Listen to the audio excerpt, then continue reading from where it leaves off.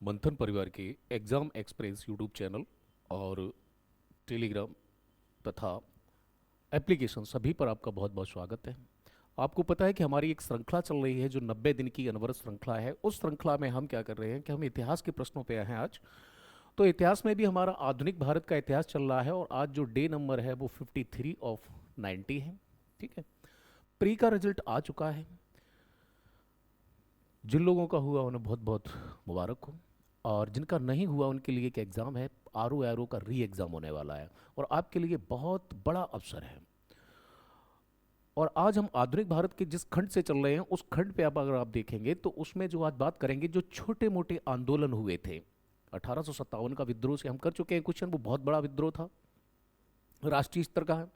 लेकिन अब हम बात कर रहे हैं, वो बात कर रहे हैं किसकी, जो दक्षिण भारत और उत्तर भारत में छोटे छोटे किसान विद्रोह हैं और आदिवासी विद्रोह हैं। इनसे भी आयोग के बहुत सारे प्रश्न यहाँ से पूछे जाते हैं, हर बार पूछे जाते हैं। देखते हैं कितना तैयार है यह खंड आपका। आपको पूर्व में ही टेलीग्राम पर एक शेड्यूल दे दिया जाता है हमारा जो त्याग बैच है। अगर उससे आप जुड़े हैं, नहीं जुड़े हैं तो आप जुड़ जाइए। तो उससे आप त्याग बैच से आप जुड़ेंगे तो एक शेड्यूल दे दिया जाता है कि इस दिन इस खंड से हमारा जो टेस्ट होगा, तो उसमें ही आज वाला हमारा खंड है 53, उस पर हम बात करते हैं। तो चलिए चलते हैं आगे। तो क्वेश्चन नंबर हमारा 1 है आज। तो क्वेश्चन नंबर 1 है आज, सन्यासी विद्रोह के संदर्भ में निम्नलिखित कथन है उन पर विचार कीजिए। बोला कि यह जो आंदोलन है ये 1863 से प्रारंभ हुआ और 1900 तक चला। पहला स्टेटमेंट है। दूसरा स्टेटमेंट कह रहा है कि इस विद्रोह का प्रमुख कारण तीर्थयात्रियों द्वारा तीर्थ यात्रा करने पर जो प्रतिबंध लगाया गया था वो प्रतिबंध था। तीसरी बात कह रहा है सन्यासी मुख्यतः, यानी इसमें चौथी बात कह रहा है कि सन्यासी मुख्यतः जो थे हिंदू, नागा और गिरी संप्रदाय से संबंधित थे। अब कह रहे हैं कि कौन से कथन इसमें जो है आपके सही हैं, ये बताना है कि कौन से कथन सही हैं। तो ध्यान देना, ये 1763 में प्रारंभ होकर 1800 तक चला था। ठीक, तो यानी कि कुल मिलाकर के आप देखते हैं तो स्टेटमेंट पहला वाला जो है वो गलत है, सेकेंड वाला सही है और तीसरा वाला भी सही है। तो आंसर होगा हमारा केवल 1 और 2, जो विकल्प 1 और 2 हैं ये सही है। ठीक, आइए व्याख्या की ओर आते हैं। यह आंदोलन 1763 में प्रारंभ होकर 1800 तक चला था। इस विद्रोह का मुख्य कारण तीर्थयात्रियों द्वारा तीर्थ स्थलों पर यात्रा करने पर जो प्रतिबंध था वो लगाया गया। सन्यासी जो मुख्यतः हिंदू, नागा और गिरी संप्रदाय से थे। ठीक, चलिए अगला क्वेश्चन है। रामोशी विद्रोह के संदर्भ में कुछ स्टेटमेंट्स दिए हैं और उनमें से चयन करना है कि इनमें से कौन सा एक जो है वो कैसा है, सही नहीं है, यानी कि वो कैसा है, असत्य है। रामोशी में पश्चिमी घाट में रहने वाली एक आदिम यानी आदिवासी जनजाति थी। ये अंग्रेजी प्रशासन पद्धति तथा अंग्रेजी प्रशासन से अप्रसन्न थे। ये मराठा योगीन सैनिक थे। इस आंदोलन का नेतृत्व मधुकर शाह ने किया था। तो रामोशी विद्रोह का जो नेतृत्व है वो मधुकर शाह ने नहीं किया था। ये स्टेटमेंट जो है गलत है, इसलिए आंसर क्या होगा आपका, डी होगा। किसने किया था ये देख लीजिए। ठीक, रामोशी विद्रोह का नेतृत्व 1822 में चित्तूर सिंह तथा 1826 में उजामी ने किया था। अंग्रेजों द्वारा लगान की दरें बढ़ाना इस विद्रोह का तत्कालिक कारण था। ठीक, तो ध्यान रहा 1822 1826। पाइक विद्रोह के संदर्भ में निम्नलिखित कथन है। पाइका विद्रोह भी कहते हैं इसको। तो पाइका के संदर्भ में निम्नलिखित कथनों पर विचार कीजिए। कह रहा है कि ये पाइक ओडिशा के परंपरागत कृषक थे। पाइक विद्रोह 1817 में हुआ था। पाइका विद्रोह का नेतृत्व जगबंधु ने किया था। बोले स्टेटमेंट कौन कौन सी इसमें सही है, यानी कि आपको क्या चुनना है कि इनमें से कौन से सही हैं। ठीक, तो ध्यान देना पहला स्टेटमेंट बिल्कुल गलत है। क्यों है वो, इसलिए क्योंकि ये कृषक नहीं थे, ये क्या थे, ये सेना थी, यानी कि ये पैदल सेना थी, पैदल सैनिक। ये क्या थे, ये पैदल सैनिक थे। ठीक, दूसरी चीज, दूसरा स्टेटमेंट बिल्कुल सही है क्योंकि ये 1817 में हुआ था। तीसरा स्टेटमेंट पाइका विद्रोह का नेतृत्व जगबंधु ने किया, तो दोनों सही हैं। तो कौन सा होगा, केवल 1 और 2 सही हैं। ठीक, आइए क्यों है देखिए। पाइका विद्रोह 1817 में, पाइका उड़ीसा के परंपरागत पैदल सैनिक थे। ठीक, पाइका विद्रोह 1817 में हुआ, नेतृत्व जगबंधु ने किया था। संथाल के संदर्भ में दामिन ए कोह का अर्थ क्या है, यानी एक टर्मिनोलॉजी पूछी है, एक शब्द पूछा है दामिन ए कोह। तो दामिन ए कोह क्या है, इस संदर्भ में पूछा कि दामिन कोह संथाल जनजाति का संगठन, संथालों द्वारा उठाई गई मांगे, राजमहल पहाड़ियों के पास की जमीन, गैर जनजातीय लोग। ठीक। अब गैर जनजातीय लोगों को संथालों में आप देखेंगे तो जो बिरसा मुंडा आंदोलन करते तो दिक्कू कहा गया था अंग्रेजों को, तो गैर आदिवासी थे तो उन्हें दिक्कू। यानी कि अगर इस पर आप विचार करोगे तो आप देखोगे कि यहां पर जो ये है राजमहल पहाड़ियों के आसपास की जमीन थी, उसके लिए यूज किया गया था एक शब्द जिसे कहते हैं दामिन ए कोह। ठीक है, चलिए आगे बढ़ते हैं। दामिन को भागलपुर बिहार से राजमहल की पहाड़ियों के पास की जमीन को कहा जाता था।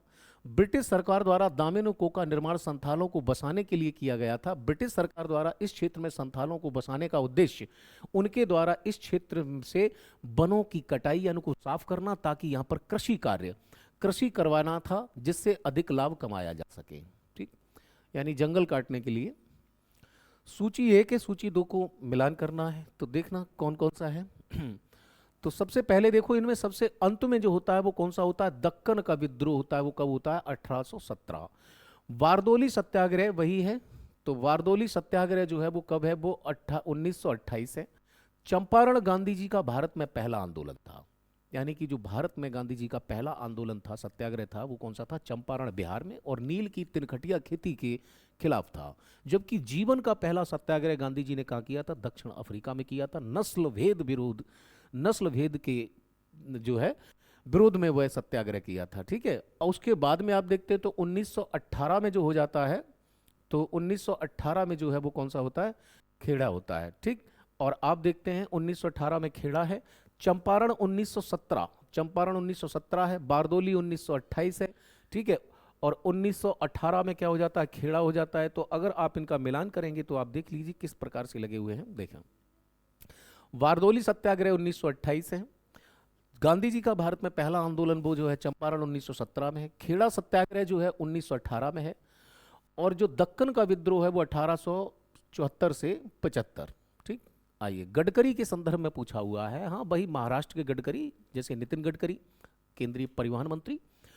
गडकरी मराठों के दुर्गों में काम करने वाले सैनिक थे। यह विद्रोह 1844 में हुआ था। बाबाजी अहिरेकर इस विद्रोह के प्रमुख नेता थे। ठीक, अब पूछ रहा है कि इनमें से कौन से कथन जो है वो सत्य हैं। तो ये मराठा के दुर्गों में कार्य करने वाले सैनिक थे, बिल्कुल सही बात है। यह विद्रोह 1844 में हुआ, ये बात भी सही है। बाबाजी अहिरेकर इस विद्रोह के प्रमुख नेता थे, ये बात भी सही है। आंसर होगा आपका कौन सा? डी। उपरोक्त 1 2 3 तीनों ही सही हैं। ठीक, आइए पागलपंथी विद्रोह के संदर्भ में निम्नलिखित कथनों पर विचार कीजिए। जो पागलपंथी विद्रोह है, इस विद्रोह का क्षेत्र उत्तरी बंगाल तथा यह एक प्रकार का अर्ध धार्मिक संप्रदाय था।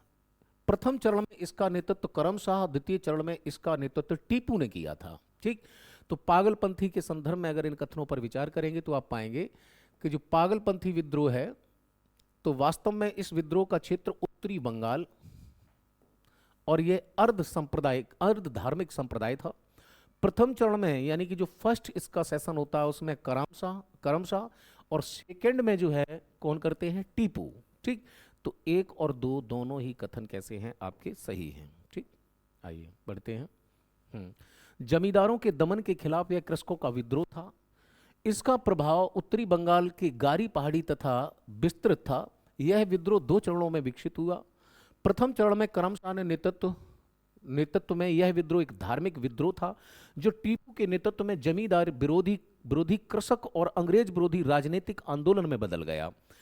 टीपू के बाद जानको पाथर तथा देवराज पाथर ने किसके बाद? टीपू के बाद जो तीसरा चरण है उसको संभाला। ठीक है, तो इनसे जो 2 नाम और निकल के आए हैं, जानको पाथर और देवराज पाथर, इनको भी आपको नोट डाउन करना है। लिखिए, निम्नलिखित में से किस कृषक आंदोलन में यह नारा दिया गया था? सब भूमि का मालिक केवल कौन है? ईश्वर है। यानी कि जितनी भी भूमि है उसका मालिक कौन है? ईश्वर है। बोला कूका आंदोलन, चंपारण के नील बागान के कृषकों का आंदोलन, यूपी के 20वीं शताब्दी के प्रथमार्ध का कृषक आंदोलन, या फिर बंगाल के फरेजी आंदोलन। तो बोलिए, क्या कूका में कहा था? कूका पंजाब में हुआ था? नहीं, इसमें नहीं कहा था जी। चंपारण जो नील की खेती जो तिनकठिया पद्धति पे करवाई गई थी, क्या उसके संदर्भ में ये बात थी? तो ये इसके संदर्भ में भी नहीं थी। यूपी में 20वीं शताब्दी के जो प्रथमार्ध का कृषक आंदोलन था उसमें हुआ था। नहीं, उसमें भी नहीं। ये फरेजी आंदोलन में बोला गया क्या कि सब भूमि ईश्वर की है जी। ठीक। क्वेश्चन नंबर 10 है। 8 को देखें। देखें, बंगाल का फरेजी आंदोलन हाजी शरीयतुल्लाह और उनके पुत्र दादू मीर, यानी दो नाम याद रखेंगे फरेजी आंदोलन से कौन कौन से, हाजी शरीयतुल्लाह और दादू मीर चलाया था। इस आंदोलन में भूमि का मालिक ईश्वर को बताया गया था। कूका आंदोलन भगत जवाहर मल तथा राम सिंह कूका ने चलाया था। नील आंदोलन 1859 और 60 में दिगंबर विश्वास और विष्णु विश्वास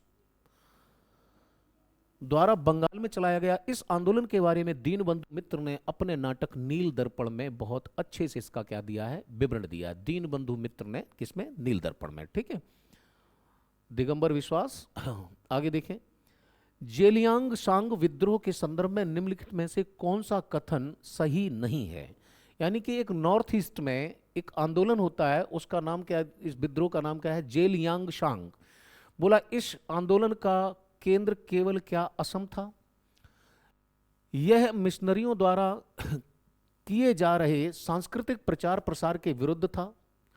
इस विद्रोह का नेतृत्व जादोनांग ने किया था। इसके बाद में जादोनांग के पश्चात रानी गैडल्यू, ध्यान देना, इन्हें रानी की उपाधि जो है जवाहरलाल नेहरू के द्वारा दी गई, ने इस विद्रोह का नेतृत्व किया था। ठीक, अब आप बताना है कि इनमें से कौन सा कथन जो है स्टेटमेंट करेक्ट नहीं है। तो रानी गैंडालियो का जो संबंध है वो असम से नहीं है, वो कहां से है, वो मणिपुर से है। तो ये आंदोलन का जो केंद्र था वो क्या था, इस आंदोलन का केंद्र मणिपुर था, ना कि असम। ठीक, तो आंसर क्या होगा, पहला वाला गलत है। ठीक, आइए क्वेश्चन नंबर 10 है, कथन कारण का है। पावना विद्रोह के समान दक्कन उपद्रवों में भी सरकार को कोई खास परेशानी नहीं हुई। यानी पावना जो विद्रोह होता है कि समान दक्कन उपद्रवों में, यानी दक्कन में और भी जो उपद्रव होते हैं, सरकार को कोई खास परेशानी नहीं हुई, क्योंकि किसानों के उद्देश्य बहुत ही सीमित थे। उनमें उपनिवेशवाद विरोधी भावनाएं जागृत नहीं हुई थी। यानी है कि जो किसान जो विद्रोह कर रहे थे, तो किसानों के जो उद्देश्य हैं वो वाइड ना होकर के कैसे थे, बहुत सीमित थे। और जो है वो उपनिवेशवाद की जो भावनाएं हैं वो उनके अंदर नहीं हुई। तो क्योंकि जब यहाँ पे हम लगाते हैं तो ये कहीं ना कहीं हमारा जो है फिट बैठ जाता है और हमें सही उत्तर देता है। तो यानी हम कह सकते हैं कि यहाँ पर ए और आर दोनों सही हैं, ए और आर दोनों सही हैं, और आर जो है वो ए की सही व्याख्या भी है। ठीक है, आइए आगे बढ़ते हैं। अगला क्वेश्चन, संथाल विद्रोह के संदर्भ में निम्नलिखित कथनों पर विचार कीजिए। संथाल भागलपुर तथा राजमहल पहाड़ियों के मध्य निवास करते थे, बिल्कुल सही है, दामिने को अभी आया था। इस विद्रोह का नेतृत्व भगत जवाहर मल ने किया था। इनमें से कौन से कथन सही नहीं है। ठीक, सही नहीं है, तो ध्यान देना, ये दोनों ही कथन संथाल भागलपुर तथा राजमहल पहाड़ियों के मध्य निवास करते थे। तो ध्यान देना, इसमें से जो दूसरा कथन है नहीं, ये जो है भगत जवाहर मल जो थे वो जिस आंदोलन से जुड़े थे उस आंदोलन का नाम था कूका आंदोलन। ठीक, तो ये किससे जुड़े थे, कूका से जुड़े थे। यानी स्टेटमेंट जो है वो केवल दो सही नहीं है। ठीक, दो जो है वो सही नहीं है, जबकि पहला वाला सही है, दामिने को वाला। ठीक, आइए, संथाल भागलपुर एवं राजमहल की पहाड़ियों के बीच रहते थे। इस क्षेत्र को दामिने को कहा जाता था। संथालों का नेतृत्व सिद्धो एवं कानों ने किया था। इनका उद्देश्य था दिकुओं, यानी बाहरी लोग जो अंग्रेज थे, उनके लिए एक वर्ड यूज बोलते थे, दिकू, को भगाना। यह विद्रोह भूमि कर अधिकारियों द्वारा किए जा रहे दुर्व्यवहार तथा जमींदार साहूकार द्वारा किए जा रहे अत्याचार के विरुद्ध था। सरकार ने मेजर वर्र, यानी ध्यान रखना किसको, सरकार ने मेजर वर्र के नेतृत्व में एक बड़ा सैनिक दस्ता भेजकर इस विद्रोह को क्या किया था, दबा दिया था। तो यानी आपसे पूछेंगे कि संतालों के विद्रोह का दमन किसने किया था, तो मेजर वर्र ने किया था। ठीक है, आइए आगे बढ़ते हैं। निम्नलिखित में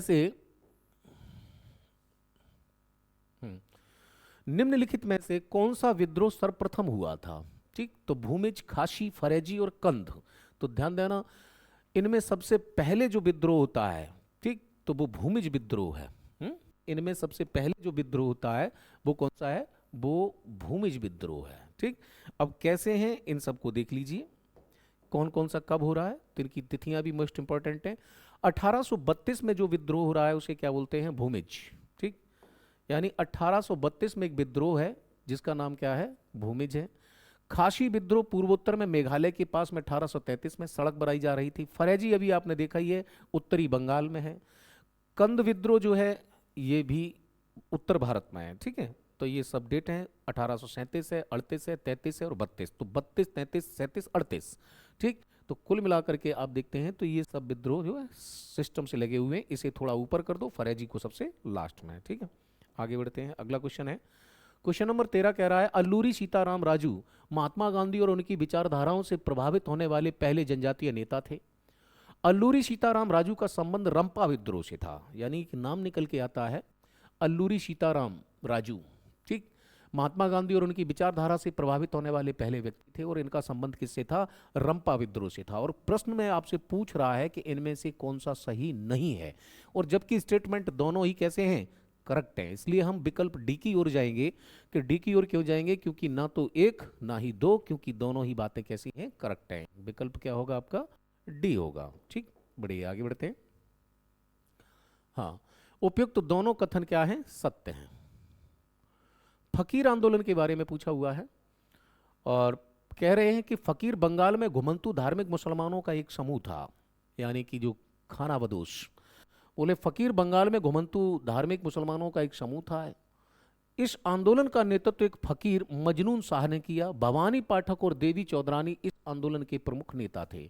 और आपको इसमें से करेक्ट चुनना है कि सही कौन से हैं। तो सोचिए, विचार कीजिए, क्या कहते हैं आपकी विचारधारा। सबसे पहले देखो तो मजनून शाह ने इसका नेतृत्व किया, इसमें नो डाउट है। और फकीर बोला किसे गया था, तो फकीर मुसलमानों में ही होते, धार्मिक थे और कैसे थे, घुमंतु थे, ठीक। ये बात भी आपकी सही है। देवी चौधरानी और भवानी पाठक, दो नाम याद रखना फकीर आंदोलन से, मजनून शाह के अलावा देवी चौधरानी और भवानी पाठक इस आंदोलन के प्रमुख दो नेता थे। यानी स्टेटमेंट आपके तीनों ही कैसे हैं, करेक्ट हैं, ठीक। तीनों ही स्टेटमेंट सही हैं। देखिए, प्रारंभ में फकीर आंदोलन का नेतृत्व फकीर मजनून शाह ने किया था। मजनून शाह की मृत्यु के बाद इस आंदोलन का नेतृत्व चिराग अली शाह ने किया। यानी इससे एक नाम और निकल के आ रहा है आपके लिए, इसको भी याद रखना। फकीर आंदोलन से एक नाम निकल के आया, क्या, चिराग अली शाह। चिराग अली शाह ने किया। कालांतर में इस आंदोलन के समर्थकों ने हिंसक गतिविधियां प्रारंभ कर दी तथा अंग्रेजों के स्वामित्व वाले ठिकानों को अपनी गतिविधियों का केंद्र बनाया। भवानी पाठक और देवी चौधरानी इस आंदोलन के प्रमुख दो नेता भी थे, ठीक। आइए, सूची का मिलान करना है, ठीक है। बोला कि कौन सा आंदोलन कब हुआ, ठीक है। तेभागा आंदोलन है, कृषक प्रजा पार्टी है, तेलंगाना आंदोलन है और एका आंदोलन है। तो ध्यान देना कि कृषक प्रजा पार्टी जो बनती है, ये पार्टी बनती है आपकी कब, 1929 में, ठीक। तो बी का बन है, तो बी का बन इसमें नहीं है, कट गया, इसमें भी नहीं है, कट गया। बी का बन इसमें भी नहीं है, इसलिए आंसर क्या होगा आपका, डी होगा। यानी कि जो मैचिंग द लिस्ट, असेंबलिंग के क्वेश्चन कहते हैं इनको। जो असेंबलिंग के क्वेश्चन होते हैं उसमें कई बार ऐसा होता है कि अगर आपको एक विकल्प भी पता है सही से तो आप चारों को बिल्कुल करेक्ट कर सकते हैं। कई बार ऐसा होता है कि कम से कम आपको दो पता होने चाहिए, तब आप सही कर पाएंगे उनको। तो वो लेवल पे डिपेंड करता है। तो सबसे पहले देखते हैं, जब बी का बन हो गया तो ए का 3 है, यानी तेलंगाना आंदोलन जो है वो कब चलता है, 1945 और 51 के समय, ठीक। दूसरी बात करें, सी का 2 है, यानी ए का आंदोलन जो है वो 1921 में है। अब रह गया केवल एक, तेभागा आंदोलन, और ये कब है, सबसे बाद में 1946 में है, ठीक। तो इस तरीके से आप जिनको असेंबलिंग करते हैं तो असेंबलिंग के बाद में हम निर्णय पर पहुंचते हैं। आइए देखते हैं कैसे कैसे हैं। तो तेलंगाना आंदोलन 1945 से 51 तक है, कृषक प्रजा पार्टी 1929 में है, और एका आंदोलन 1921 में, तेभागा आंदोलन 1946 में। चलिए, ये मध्यकालीन, यानी कि एक विद्रोहियों के बारे में कहा गया है कि विद्रोहियों के संदर्भ में बोला है, संभलपुर के विद्रोही हैं, कुर्ग के विद्रोही हैं, गडकरी विद्रोही महाराष्ट्र के, और कोलिया विद्रोही भी हैं, और बोला गया इनके बारे में। ये मध्यकालीन भारत में दुर्गों के सैनिक के रूप में कार्य करते थे। अंग्रेजों का शासन स्थापित हो जाने के बाद दुर्गों का कोई महत्व नहीं रहा, किलों का, तो ये ऐसे में क्या हो गए, ये बेरोजगार हो गए। 1824 ईस्वी के अंत में इन्होंने विद्रोह कर दिया। इनके विद्रोह को रामोशियों का समर्थन मिला था। ध्यान देना, किसका समर्थन मिलेगा, रामोशियों का। और कब किया था उन्होंने, 1824 में विद्रोह कर दिया। उपयुक्त विशेषताएं निम्नलिखित में से किस विद्रोह के विद्रोहियों के संदर्भ में है, ये बताना है आपको। तो ध्यान देना, संबलपुर के विद्रोही नहीं है जी, कुर्ग के विद्रोही नहीं, गडकरी महाराष्ट्र के नहीं, ये किसके संदर्भ में है, कोलीय विद्रोहियों के। तो कोलीय विद्रोही के संदर्भ में है। देखिए 1924 के अंत में पश्चिमी घाट एवं कच्छ के सीमावर्ती भाग में कोलियों ने क्या किया था, विद्रोह किया, जिसे 1925 में दबा दिया गया। विभिन्न चरणों में भाऊ सरे, चिमनाजी यादव, बापू बंगारिया आदि ने इस विद्रोह का नेतृत्व किया। कालांतर में रामोशियों ने भी इन्हें क्या दिया था, समर्थन दिया था। तो कोलीय विद्रोह से दो नाम याद रखेंगे, क्या नाम रखेंगे इसका, भाऊ सरे और चिमनाजी यादव, ठीक, और बापू भंगरिया, ये तीन नाम याद रखेंगे। ये जो विद्रोह से जुड़े हैं, किससे, कोलिये से। कहां पर, पश्चिमी घाट और कच्छ वाला एरिया है, और 1925 में ये विद्रोह होता है। ठीक है, आगे चलते हैं हम। निम्नलिखित कथनों पर विचार कीजिए। हिंदू पैट्रियट के संस्थापक हरिश्चंद्र मुखर्जी ने बंगाल के नील विद्रोह का विरोध किया था। अच्छा जी, ऐसा हो ही नहीं सकता। देखिए, हिंदू पैट्रियट एक न्यूज़पेपर है, कौन है एडिटर इसके, हरिश्चंद्र मुखर्जी, और क्या कह रहे, उन्होंने क्या किया था, नील आंदोलन का विरोध किया। बात गलत, ऐसा नहीं है। नील बागान मालिकों के अत्याचारों का खुला चित्रण नील दर्पण नामक में दीनबंधु मित्र ने किया था। नील दर्पण नामक जो नाटक था वो दीनबंधु मित्र ने लिखा था। उसमें उन्होंने बताया था कि जो है नील जो कृषक हैं उन पे किस प्रकार का अत्याचार करते हैं नील के बागान मालिक। तो ये जो है आप देखेंगे इसमें पूछा है आपसे, सही नहीं है। तो इसमें पहला वाला सही नहीं है, केवल एक। ठीक, देखिए, आइए इसको देखते हैं पूरा डिटेल से। तो बंगाल के बुद्धिजीवी वर्ग ने, अखबारों ने अपने लेख के माध्यम से और जनसभाओं के माध्यम से विद्रोह के प्रति अपना समर्थन व्यक्त किया था। इसमें हिंदू पैट्रियट के संपादक हरिश्चंद्र मुखर्जी की विशेष भूमिका रही। ठीक है, तो ध्यान देना, इनकी क्या रही थी, मुखर्जी की भूमिका रही थी। नील बागान मालिकों के अत्याचार का खुला चित्रण दीनबंधु मित्र ने अपने नाटक नील दर्पण में किया। 1860 में नील आयोग के सुझाव पर जारी की गई सरकारी अधिसूचना, जिसमें उल्लेख था कि रैयतों को नील की खेती करने के लिए बाध्य नहीं किया जाएगा। ठीक, आगे बढ़ते हैं। बाध्य नहीं किया जाएगा तथा यह सुनिश्चित किया जाए कि सभी प्रकार के विवादों का निपटारा कानूनी तरीके से किया जाए। इसका आंदोलन, यानी कि ये नील आयोग जो गठित किया गया था 1960 में, उसने ये सिफारिश दी थी। आंदोलनकारियों को एक बड़ी सफलता मिली। इस विद्रोह या आंदोलन के सफल होने तक के पीछे एक महत्वपूर्ण कारण था कि किसानों में अनुशासन, एकता, संगठन तथा सहयोग की भावना। नील विद्रोह भारतीय किसानों का पहला सफल विद्रोह था। कालांतर में भारत के स्वाधीनता संघर्ष में यह सफलता का प्रेरणा बन गई। ठीक, क्वेश्चन नंबर 18 है, कृषक राहत अधिनियम की स्थापना 1863 में आया। 1874 में पाबना जिले के यूसुफशाही जिले में किसान संघ की स्थापना हुई। फड़के आंदोलन के नेता वासुदेव बलवंत फड़के ने महाराष्ट्र में विद्रोह किया। फड़के आंदोलन है, आगे देखें। बलवंत फड़के ने हिंदू राज्य की स्थापना का नारा दिया। और पूछ रहा है कि 4 स्टेटमेंट हैं, इसमें से कौन सा स्टेटमेंट जो है वो कैसा है, सत्य नहीं है, यानी कि रॉन्ग स्टेटमेंट है। ठीक, तो ध्यान देना, कृषक राहत अधिनियम की स्थापना 1763 में हुई है, 73 में हुई है, ना कि वो 1873 में हुई है, ना कि 1863 में। इसलिए डेट के कारण ये क्वेश्चन का पहला वाला ऑप्शन गलत है। चलिए आगे बढ़ते हैं। चंपारण किसान आंदोलन के संदर्भ में निम्नलिखित कथनों पर विचार कीजिए। ठीक, यानी कि आप देखते हैं वर्ष 1917 में चंपारण के राजकुमार शुक्ल ने चंपारण किसान आंदोलन का नेतृत्व करने के लिए कानपुर में गांधी जी से मुलाकात की थी। चंपारण आंदोलन से प्रभावित होकर रविंद्रनाथ टैगोर ने गांधी जी को बापू की उपाधि दी थी। और पूछ रहा है आपसे कौन से सही नहीं है, यानी कि इनमें से स्टेटमेंट सही नहीं है। तो सबसे पहले ध्यान देना, बिहार में एक जगह है चंपारण जहां पर किसानों को तिनकटिया खेती के लिए, यानी 3/20 हिस्से पर आपको नील की खेती करनी ही होगी, ये एक मामला था। तो ऐसे में आप देखते हैं तो गांधी जी आ चुके थे 1915 में, 16 में साबरमती की आश्रम की स्थापना भी कर दी थी। और उसी समय 17 में जब लखनऊ में आप देखते हैं तो कांग्रेस का एक अधिवेशन सा हो रहा होता है 16 में। बनारस हिंदू विश्वविद्यालय की स्थापना भी हो रही होती है। गांधी जी से कहते हैं, इनके राजनीतिक गुरु नाम है गोपाल कृष्ण गोखले, कि संपूर्ण भारत में जाओ और देखो, कान और आंखें खुली रखना लेकिन मुंह बंद रखना। तो ये संपूर्ण भारत में घूमते, तो वहीं पर राजकुमार शुक्ल से इनकी मुलाकात कानपुर में नहीं लखनऊ में आती है। तो लखनऊ में वो मिलते हैं इनसे। ठीक, तो पहला वाला स्टेटमेंट हमारा गलत हो जाता है कि कानपुर में गांधी जी से मुलाकात नहीं की थी, कहाँ की थी, लखनऊ में की थी। Very good. दूसरा कह रहा है कि चंपारण आंदोलन से प्रभावित होकर रविन्द्रनाथ टैगोर ने इन्हें गांधी जी की बापू की उपाधि नहीं थी बापू की उपाधि नहीं दी थी, उपाधि दी थी किसकी, यहां पर कानपुर में नहीं मिले थे। इन्होंने इनको कहा था महात्मा। यानी गांधी जी को रविन्द्रनाथ टैगोर ने चंपारण आंदोलन की सफलता के उपरांत क्या कहा था, महात्मा, ना कि बापू। बापू किसने कहा था, भगत सिंह ने। ठीक, और सुभाष चंद्र बोस ने इन्हें जो उपाधि दी थी वो राष्ट्रपिता। ठीक, तो आंसर क्या होगा, दोनों ही सही नहीं है, ना तो एक है और ना ही दो है। ठीक, आगे बढ़ते हैं। नीचे कथन कारण के क्वेश्चन है। केरल का मोपला विद्रोह एक सांप्रदायिक विद्रोह था। ठीक, केरल का मोपला विद्रोह एक सांप्रदायिक विद्रोह था। विद्रोह के अधिकांश जमींदार भूस्वामी मुसलमान थे, जबकि अधिकांश काश्तकार हिंदू थे।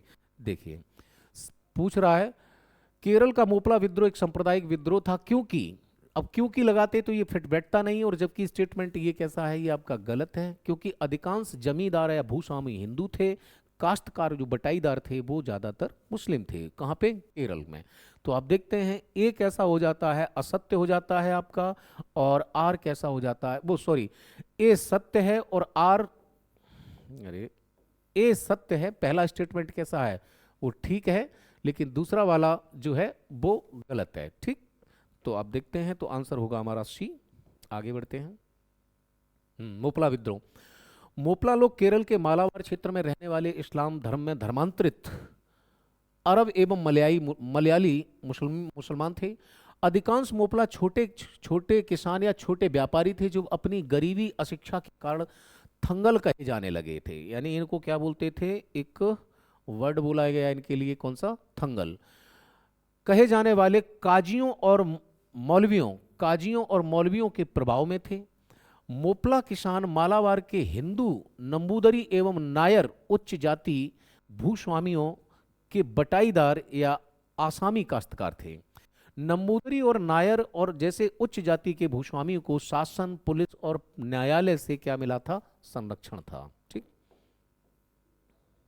क्वेश्चन नंबर 21 है। अखिल भारतीय किसान सभा का गठन 18 अक्टूबर 1936 में लखनऊ में किया गया। किसके संदर्भ में बात हो रही है, अखिल भारतीय किसान सभा, अखिल भारतीय किसान सभा की बात कर रहे हैं। 18 अक्टूबर 1936, हाँ ये बिल्कुल करेक्ट है। लखनऊ में नहीं जी, लखनऊ में नहीं की गई थी, ये की गई थी कहां पर, बंबई में। पहला स्टेटमेंट क्या हो गया, गलत हो गया। 11 अप्रैल 1937 को किसान सभाओं में सत्याग्रहियों के विरुद्ध अत्याचार के विरुद्ध किसान दिवस मनाया। यानी कि आप देखते हैं तो पूछ रहा है कौन से कथन सही हैं, तो केवल पहला, दूसरा वाला कथन सही है। ठीक है, दूसरा वाला सही है। डी, दोनों में से कोई नहीं है, डेटें बदल दो। ठीक है, किसानों ने किस विद्रोह आंदोलन में नारा दिया था कि हम महारानी और सिर्फ महारानी की रैयत होना चाहते हैं। यानी एक आंदोलन होता है, उसमें किसान क्या है, ये नारा देते हैं कि हम सिर्फ और सिर्फ रैयत, यानी कि जो जनता है वो किसकी रहेंगे, महारानी की रहेंगे और किसी की नहीं। तो नील विद्रोह में, पावना विद्रोह में, मोपला विद्रोह में या चंपारण विद्रोह में, तो ध्यान देना ये नारा दिया गया था मोपला विद्रोह में, सॉरी मोपला नहीं है, पावना विद्रोह। यानी कि इसका आंसर होगा, तो ये आंसर इसका जाएगा किसका, पावना विद्रोह। ये जो पावना विद्रोह है इसमें इन्होंने नारा दिया था हम सिर्फ और सिर्फ महारानी की ही रैयत होना चाहते हैं। क्वेश्चन नंबर जो है 23 है। पावना विद्रोह के संदर्भ में कुछ स्टेटमेंट्स हैं, उन पर आपको विचार करना है कि पावना विद्रोह, इस विद्रोह के लिए इंडियन एसोसिएशन के सदस्य सुरेंद्र नाथ बनर्जी एवं आनंद मोहन बोस, इंडियन एसोसिएशन के जो सदस्य हैं सुरेंद्र नाथ बनर्जी और आनंद मोहन बोस आदि ने किसानों के समर्थन में अभियान चलाया। पावना विद्रोह के प्रमुख नेता ईशान चंद्र राय तथा शंभू पाल थे। अंग्रेज लेफ्टिनेंट गवर्नर कैंपबेल ने इस विद्रोह का समर्थन किया। यानी कि देखते हैं आप, एक लेफ्टिनेंट गवर्नर है, क्या नाम है, कैंपबेल, उसने भी विद्रोह का क्या किया, समर्थन किया, क्या ऐसा हो सकता है? हाँ, हुआ था, बिल्कुल सही है। दूसरा वाला भी सही है, पहला स्टेटमेंट भी सही है, यानी कि क्या होगा, कौन से सही हैं? तो डी होगा, उपयुक्त तो सभी कथन कैसे हैं? सत्य हैं। इस आंदोलन की एक विशेषता यह भी थी कि हिंदू और मुसलमान एक साथ कंधे से कंधा मिलाकर आंदोलन कर रहे थे। सांप्रदायिक सौहार्द का एक बहुत अनूठा उदाहरण है। बंगाल के बुद्धिजीवी बंकिम चंद्र चट्टोपाध्याय तथा आरसी दत्त ने पावना आंदोलन का समर्थन किया था। ठीक। इंडियन एसोसिएशन के सदस्य सुरेंद्रनाथ बनर्जी, आनंद मोहन बोस, द्वारकानाथ गांगुली ने भी किसानों की रक्षा हेतु अभियान चलाए। पावना आंदोलन प्रमुख नेता ईशान चंद्र राय और शंभूपाल थे, इनको याद रखना है। नील विद्रोह के संदर्भ में कथन है, उन पर विचार करना और आपको चूज करना है कि इनमें से कौन से सही हैं। नील विद्रोह की पहली घटना बंगाल के नदिया जिले में स्थित गोविंदपुर गांव में 1858 में हुई। इस विद्रोह का नेतृत्व दिगंबर विश्वास और विष्णु विश्वास ने किया था। बंगाल में वर्ष 1865 तक सभी कारखाने किसानों की एकजुटता के चलते बंद हो गए। और बोल रहे हैं सही कौन से हैं, तो ध्यान देना तीसरा स्टेटमेंट गलत है, पहला और दूसरा बिल्कुल सही हैं। तो एक और दो सही हैं, आंसर आपका होगा सी, बी सॉरी, केवल दूसरा सही है। अरे हाँ, ये गलत है, 1859 है, यानी कि आप देखें केवल दूसरा स्टेटमेंट, यानी कि जो इसके विद्रोह के विश्वास और विष्णु विश्वास, दिगंबर विश्वास और विष्णु विश्वास थे, यानी आंसर बी होगा। आइए इसके संदर्भ में कुछ प्रकाश डालते हैं। हाँ, पहला वाला स्टेटमेंट क्यों गलत होता है? ये 1858 नहीं है, ये क्या है? 59 है। ठीक।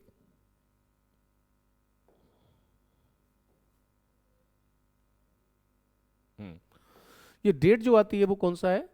सितंबर 1859 में उत्पीड़ित किसानों ने खेतों में नील उगाने का निर्णय लेकर बागान मालिकों के विरुद्ध विद्रोह कर दिया। नील विद्रोह की पहली घटना बंगाल के नदिया जिले के गोविंदपुर गांव से सितंबर 1859 में होती है। ठीक। आगे देखें, 1860 तक नील आंदोलन नदिया, पावना, खुलना, ढाका, मालदा, यानी कि इन स्टेटमेंट को याद रखना है, कौन सा? नदिया, ठीक, पावना, खुलना, ढाका, मालदा और दीनाजपुर आदि क्षेत्रों में फैल गया। किसानों की एकजुटता के कारण 1860 तक सभी नील कारखाने क्या हो गए? बंद हो गए थे। मैच द लिस्ट असेंबलिंग का क्वेश्चन है, फिर मिलाना है। अवध किसान सभा किसने बनाई? उत्कल प्रांतीय किसान सभा किसने बनाई? प्रथम भारतीय किसान स्कूल किसने खोला? उत्तर प्रदेश किसान सभा किसने स्थापित की? तो ध्यान दो, बताओ कौन सा होगा। सबसे पहले तो यूपी की बात हो रही, तो यूपी को ही देख लो। तो उत्तर प्रदेश किसान सभा की जो स्थापना की है वो किसने की है? गौरी शंकर मिश्र ने की है। ठीक। दूसरा देखें, उत्कल प्रांतीय सभा जो है वो मालती चौधरी। ठीक, तो तीनों चार मिल चुके हैं। अवध किसान सभा आपको पता ही है, ठीक है, अवध किसान सभा आपको पता ही है, वो किसने है? बाबा रामचंद्र ने, लखनऊ बरेली वाला क्षेत्र है। प्रथम भारतीय किसान स्कूल ये किसने है? निंदू बोल। ठीक है, तो ये मिलान होता है, आइए देख लीजिए। अवध किसान सभा वाला बाबा रामचंद्र है, उत्कल प्रांतीय सभा मालती चौधरी है, उड़ीसा वाला क्षेत्र। प्रथम भारतीय किसान स्कूल नदू बोल ने स्थापित किया था, और उत्तर प्रदेश किसान सभा की स्थापना गौरी शंकर मिश्र ने की थी।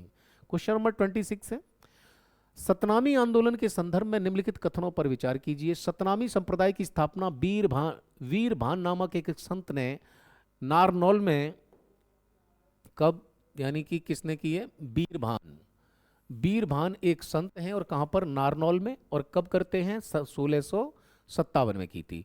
सतनामी विद्रोह, यानी कि बात हो रही है किसके समय की? शाहजहां के समय की। सतनामी विद्रोह की शुरुआत एक सनातनी और मुगल सैनिक अधिकारी के बीच झगड़े को लेकर हुई थी। ठीक, तो इस विद्रोह की शुरुआत कहां से हुई? एक मुगल सेनापति था, मुगलों से ये विद्रोह हुआ था, यानी सिखों का मुगलों के प्रति ये विद्रोह था, जिसे कहते सतनामी। और औरंगजेब बड़ा परेशान रहा था इस चीज से। तो आगे देखते हैं, तो बोल रहा है कि ये कथन कौन से में से सही है? सही कथन का चुनाव करना है, तो ये सी होगा। एक और दो दोनों ही स्टेटमेंट कैसे हैं? करेक्ट हैं। ठीक, आइए। सतनामी विद्रोह की शुरुआत एक सतनामी और मुगल सैनिक अधिकारी के बीच झगड़े को लेकर हुई। विद्रोह तब भड़क उठा जब मुगल सैनिक ने सतनामी को मार डाला। सतनामियों ने भी बदले लेने के लिए सैनिक को मार डाला तथा बदले में मुगल सैनिकों को भेजा गया। आइए, महार आंदोलन है, एक महार जनजाति है। महार एक जाति है जिससे बाबा साहेब भीमराव अंबेडकर संबंधित थे। वो किस जाति से थे? महार से थे। ठीक, अब देखते हैं। तो कथन दूसरा तो बिल्कुल सही है, बोले कि डॉक्टर वी आर अंबेडकर ने महार में इस सत्याग्रह अभियान का नेतृत्व किया था। और बोले इस आंदोलन की शुरुआत बिहार और उत्तर प्रदेश से नहीं। महाड़ जो है वो कहां पर है? वो एमपी में है। कहां पर? एमएच यानी महाराष्ट्र। तो स्टेटमेंट केवल कौन सा होगा? दूसरा सही होगा, पहला वाला गलत है। ठीक, यानी कि आंसर बी है। 1927 में बी आर अंबेडकर ने महाड़ में सत्याग्रह अभियान का नेतृत्व किया। उन्होंने अछूतों को सार्वजनिक टैंकों से पानी भरने का अधिकार दिलाने के लिए बॉम्बे के पास कोलाबा के 14 टैंक पर महाड़ मार्च का नेतृत्व किया। उन्होंने सार्वजनिक रूप से मनुस्मृति की प्रतियां जलाईं। अंबेडकर और प्रदर्शनकारियों के एक समूह ने अछूत प्रथा के प्रति अपनी नाराजगी दिखाने के लिए पानी पिया। महाड़ मूल रूप से महाराष्ट्र के क्या थे? निवासी थे। ठीक है। क्वेश्चन नंबर 28 है, तेभागा आंदोलन बंगाल के बटाईदार किसानों का आंदोलन था। तेभागा आंदोलन का मुख्य नारा था निज खमारो धान तोलो।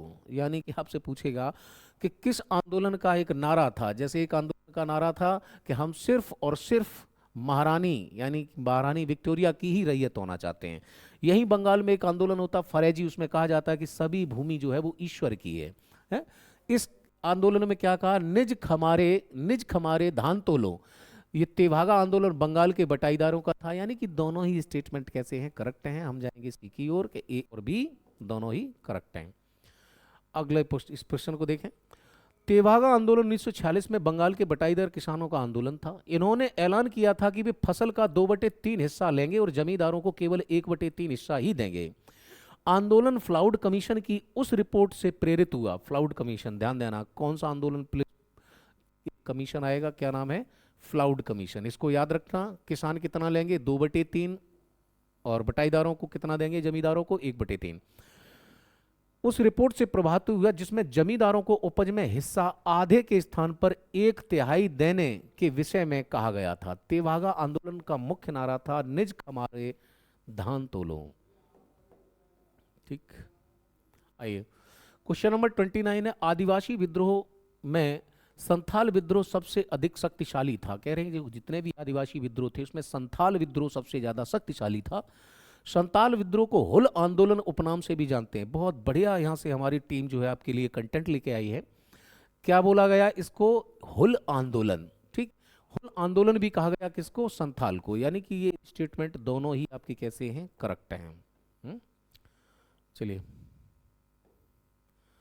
एम.एस. मुले ने संथालों के विद्रोह को मुठभेड़ की संज्ञा दी। ठीक है, ध्यान देना, ये भी याद रखना। दामने कोह से आशय है संथाल बाहुल्य क्षेत्र, नागा बाहुल्य क्षेत्र, कश्मीर का क्षेत्र या असम का क्षेत्र। और अभी अभी हमने चर्चा की थी दामने कोह। तो दामन एक कोह जो है वो वही है राजमहल की पहाड़ी और भागलपुर वाला क्षेत्र। कौन सा? संथालों का। ठीक,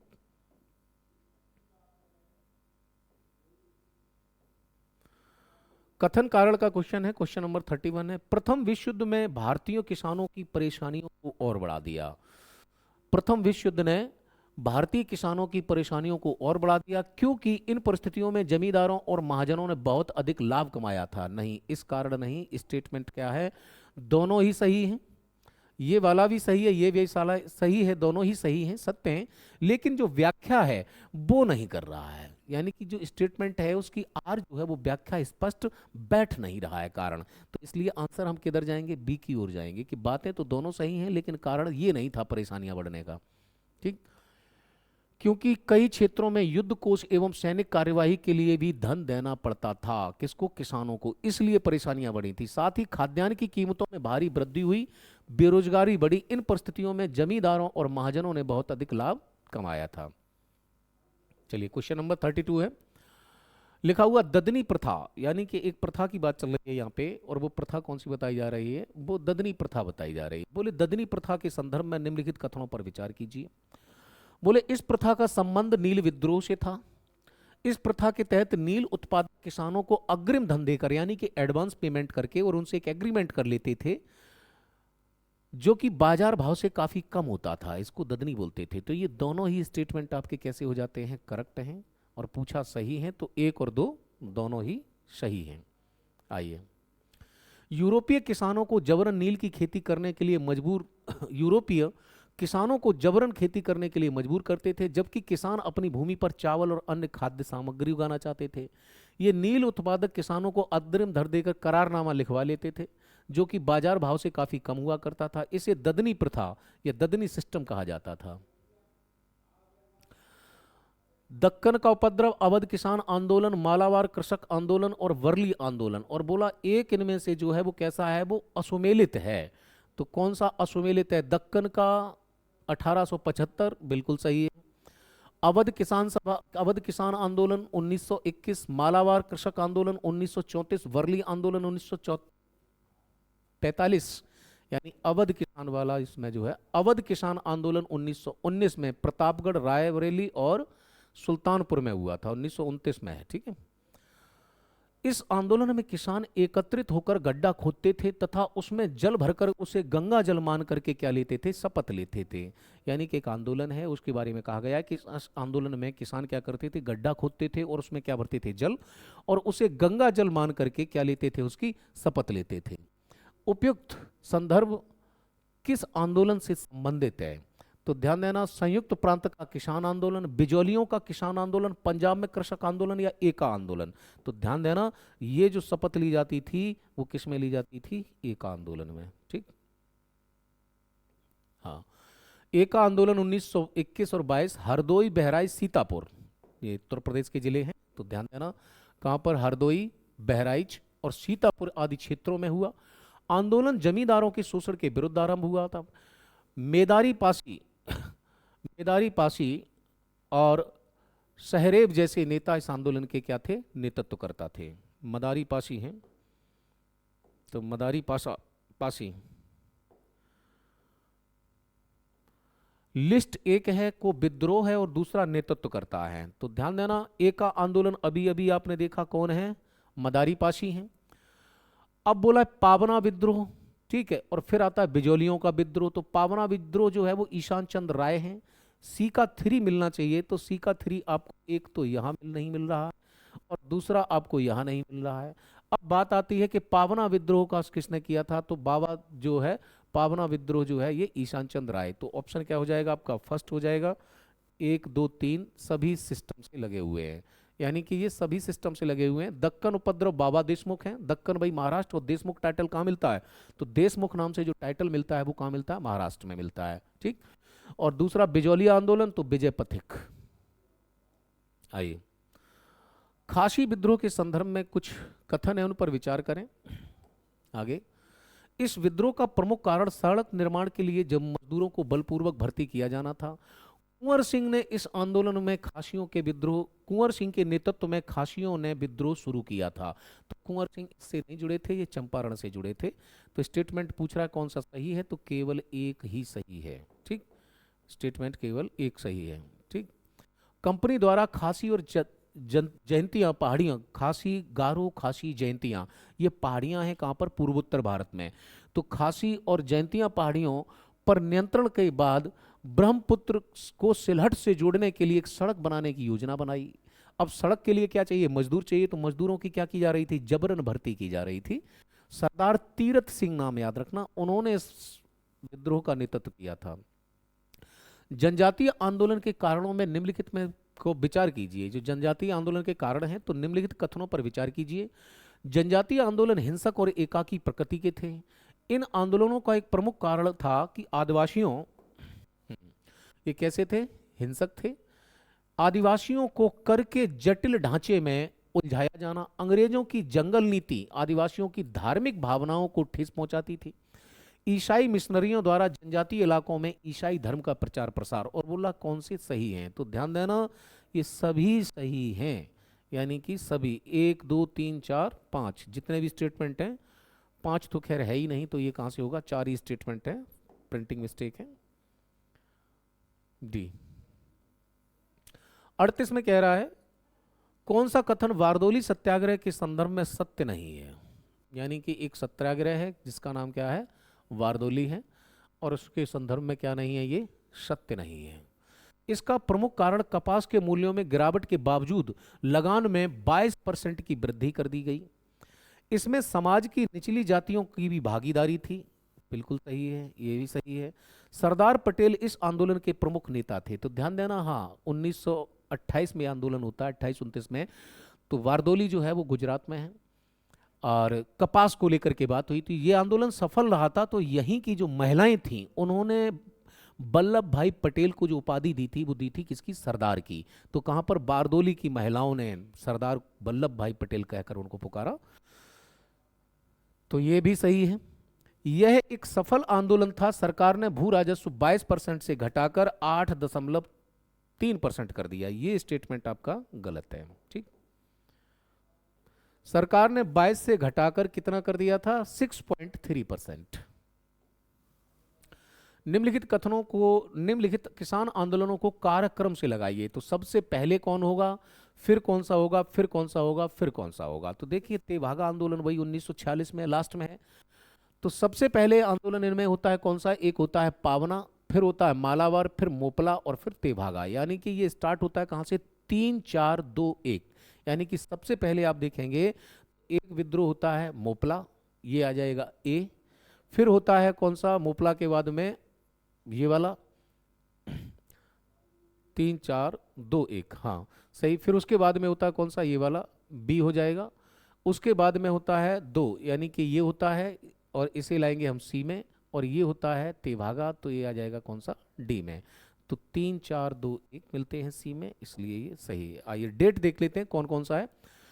तेभागा आंदोलन 1946 में है, मालाबार 1921 में, मोपला 1936 में, और पावना 1873 में। इन्हें सबसे पहले जो विद्रोह हो रहा है वो कौन सा हो रहा है, पावना का विद्रोह, और सबसे लास्ट में हो रहा है कौन सा, तेभागा।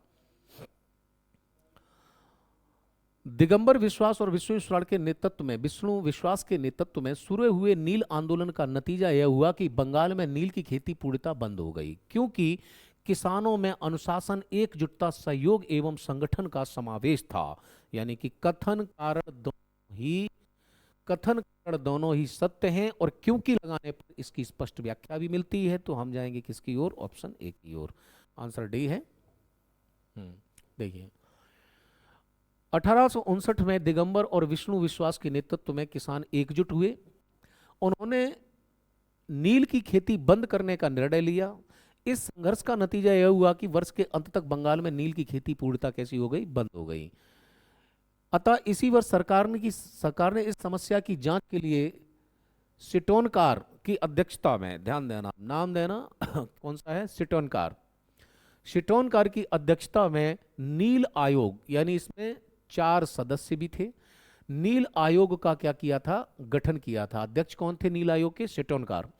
आयोग ने रिपोर्ट में कहा कि किसी भी किसान को नील की खेती के लिए बाध्य नहीं किया जाएगा। आंदोलन की सफलता का मुख्य कारण किसानों में अनुशासन, एकजुटता, सहयोग, संगठन का समावेश होना था।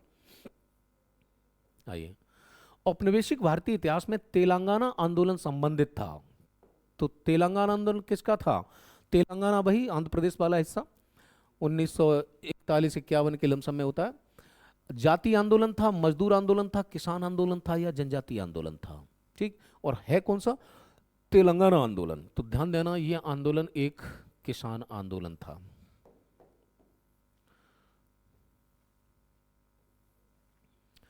ट्रेड डिस्प्यूट एक्ट के संदर्भ में कुछ कथन है, और चुनना है कौन सा कथन उनमें से सही है।